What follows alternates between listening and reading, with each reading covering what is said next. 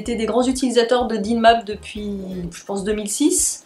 Et au vu de l'utilisation qu'on avait sur le web, on a décidé de franchir le pas pour aller vers quelque chose de plus fluide, de responsive.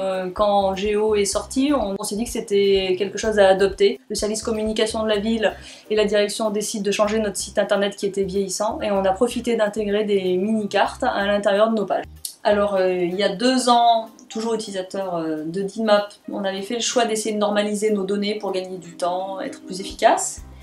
Et quand on a eu la démonstration de Géo, on s'est aperçu qu'il y avait une parfaite interopérabilité.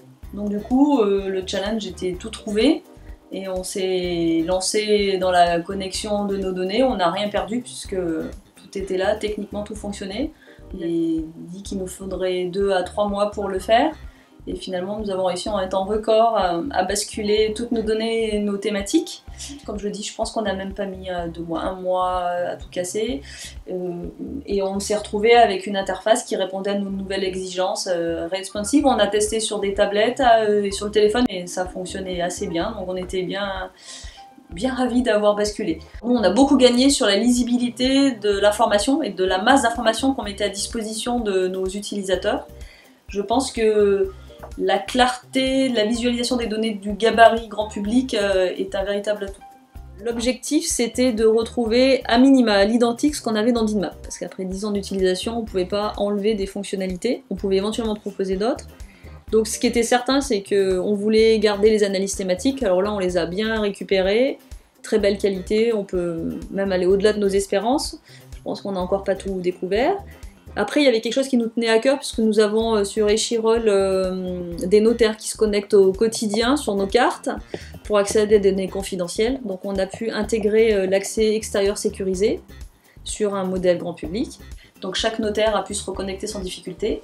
Ensuite, pour les périodes électorales, nous faisons les résultats électoraux en temps réel. Donc du coup, l'application nous a servi à gérer les résultats et on n'a pas eu à se soucier du fait de l'hébergement, on sache ça chez Business Geographic, de problèmes de pic de connexion. Alors on a profité du succès de la migration de la plateforme web pour se dire qu'il était temps de rafraîchir et renouveler également notre intranet. Nos agents commençaient à aller consulter le site internet de la ville au lieu de rester sur le site intranet.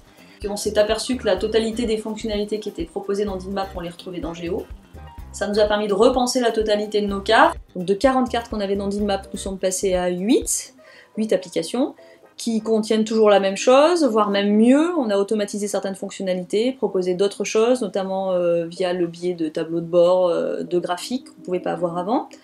Et on a profité aussi de la régularité des évolutions du logiciel pour aussi présenter ce qu'on pourrait faire dans les années futures. Alors dans l'ensemble, les utilisateurs ont été très curieux de la nouvelle interface, notamment le changement aussi de tous les fonds de plan. C'était instantané. Ensuite, les possibilités qui s'offrent à eux en termes de graphiques intégrés, d'analyse, ça aussi, ça leur donne envie de demander plus. Certains utilisateurs qui étaient très accros de fiches d'information avec onglets, là, on a vraiment apprécié la mise en page, la façon dont c'était présenté. Ils vont continuer, je pense, à adopter ce système-là.